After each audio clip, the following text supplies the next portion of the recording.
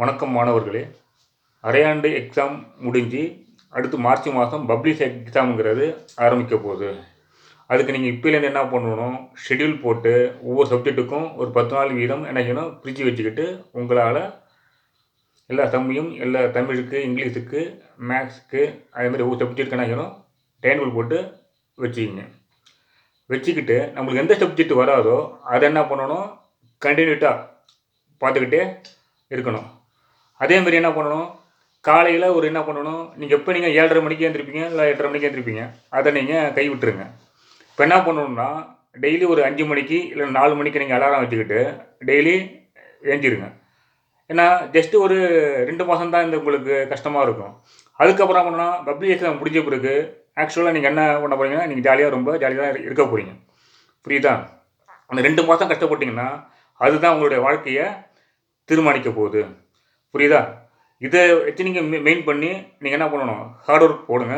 ஒவ்வொரு சப்ஜெக்ட்லையும் என்ன பண்ணுறங்க, உங்களால் எதுவும் சாதிக்க முடியும். நான் முன்னாடியே சொல்லியிருக்கேன், உங்களால் மட்டும்தான் முடியும், உங்களால் மட்டும்தான் முடியும். மனசில் நீங்கள் என்ன நினைக்கிறீங்களோ அதுதான் நினைக்கும். நீ காலையில் எழுந்தோடனே என்னால் பாசிட்டிவாக திங்க் பண்ணுங்கள்.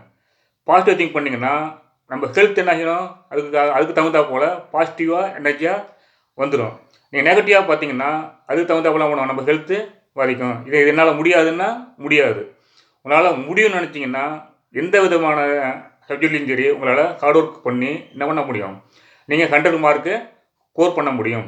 நான் டெய்லி என்ன பண்ணுறேன்னா ஒவ்வொரு சப்ஜெக்ட்டுக்கும் வீடியோ போட்டுட்ருக்கேன்.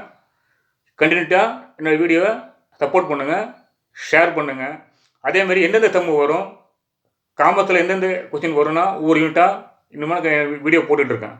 அதேமாதிரி அக்கௌண்டன்சிக்கும் ஒவ்வொரு யூனிட்டுக்கு என்ன பண்ணுறேன், 11th 12th இம்பார்ட்டண்ட் தம்மு அந்த தேரியை நான் சொல்லிடுறேன். அந்த தம்மை மட்டும் நீங்கள் பார்த்தா போதும். புரியுதா? பேரண்ட்ஸுக்கு ஒரு தாழ்மையான வேண்டுகோள் என்னன்னா, மற்ற பிள்ளைங்களை ஹையஸ்ட்டு மார்க் எடுக்கிறாங்க, என் பையன் மார்க் எடுக்கலைன்னு நீங்கள் என்ன பண்ணக்கூடாது, கம்பேர் பண்ணாதீங்க. உங்கள் பையனை நீங்கள் தான் என்ன பண்ணணும், ஊக்குவிக்கணும், அதாவது மோட்டிவேஷன் கொடுக்கணும்.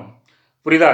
இந்த 2 மாதத்துக்கு நீங்கள் ரொம்ப கஷ்டப்பட்டு நீங்கள் படித்தீங்கன்னா உங்கள் ஸ்கூலுக்கும் சரி உங்கள் பேரண்ட்ஸுக்கும் சரி நல்ல மதிப்பாக நல்ல பேரை வாங்கி கொடுத்து, இந்த ஸ்கூலுக்கும் சரி உங்கள் பேரண்ட்ஸுக்கும் நல்ல பேரை வாங்கி கொடுங்க.